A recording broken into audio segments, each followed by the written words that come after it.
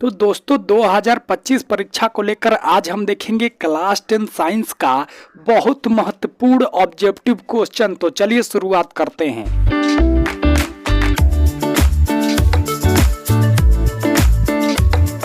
देखिए पहला प्रश्न क्या बोलता है कि पानी का घनत्व डेंसिटी ऑफ वाटर क्या है।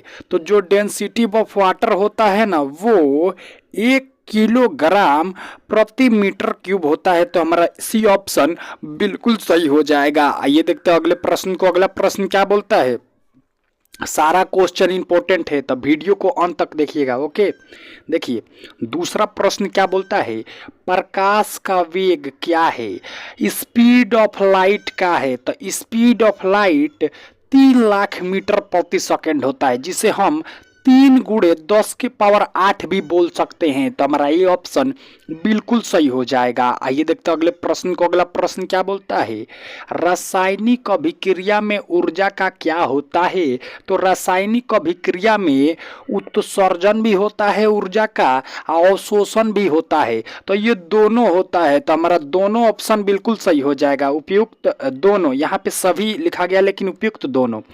आइए देखते हैं अगले प्रश्न को। अगला प्रश्न क्या बोलता है, किसके कारण मौसम परिवर्तन होता है। ये ऑप्शन है जलवायु के कारण, बी ऑप्शन है वायुमंडलीय दबाव के कारण, सी ऑप्शन है आकाशगंगा के कारण, और डी ऑप्शन है पृथ्वी के गति के कारण। तो जो मौसम का परिवर्तन होता है ना वो वायुमंडलीय दबाव के कारण होता है। तो हमारा बी ऑप्शन बिल्कुल सही हो जाएगा। देखिए अब आपको बताना है 5 नंबर क्वेश्चन, इंपॉर्टेंट क्वेश्चन है, याद कर लेना है।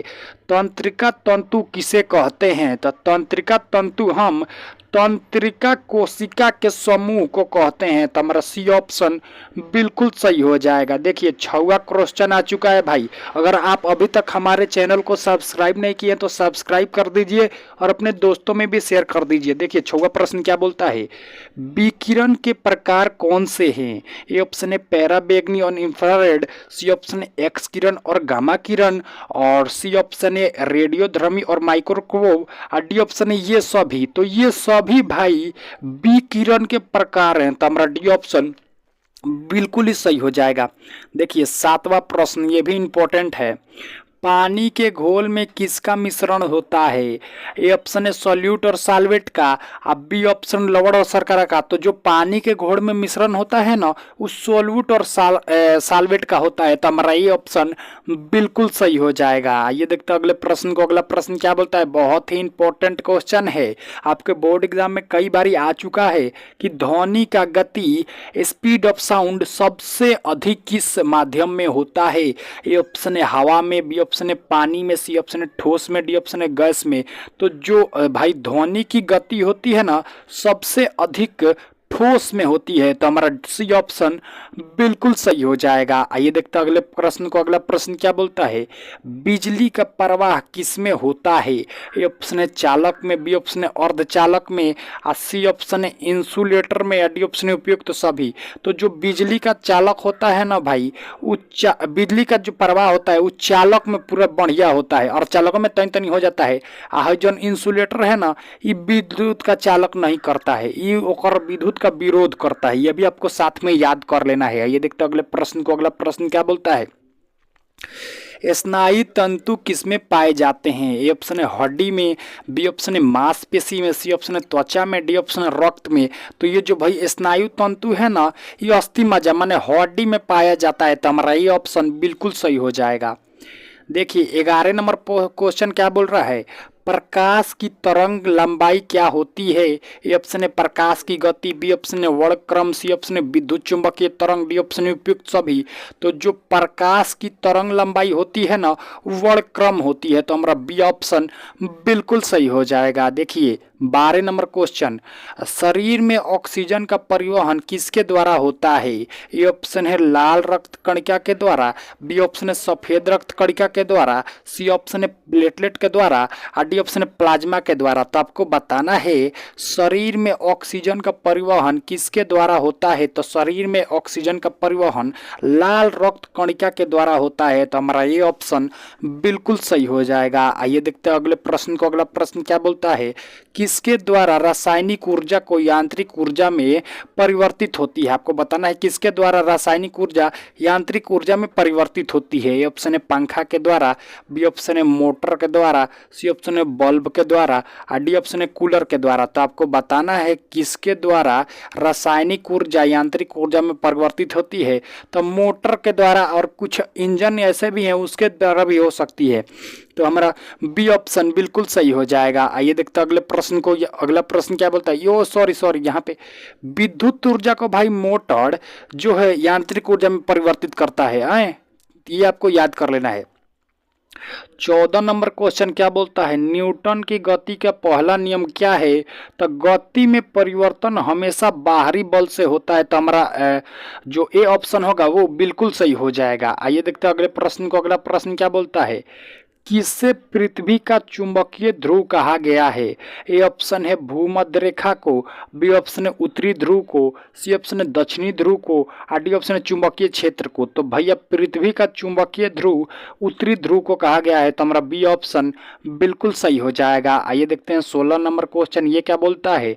वाष्पीकरण में कौन सी ऊर्जा की आवश्यकता होती है? तो वाष्पीकरण में तापीय ऊर्जा की आवश्यकता होती है। तो हमारा ए ऑप्शन बिल्कुल ही सही हो जाएगा। आइए देखते हैं अगले प्रश्न को। अगला प्रश्न क्या बोलता है? समानांतर सर्किट में क्या होता है?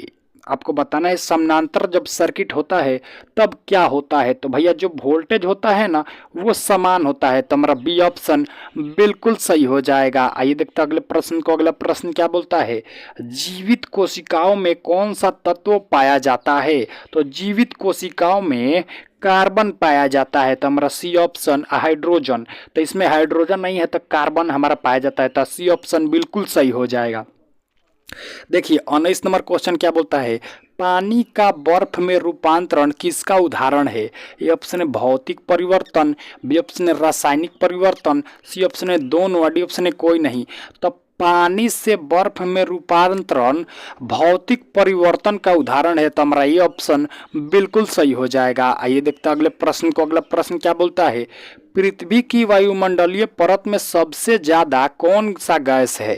ए ऑप्शन है ऑक्सीजन, बी ऑप्शन है नाइट्रोजन, सी ऑप्शन है कार्बन डाइऑक्साइड, डी ऑप्शन है आर्गन।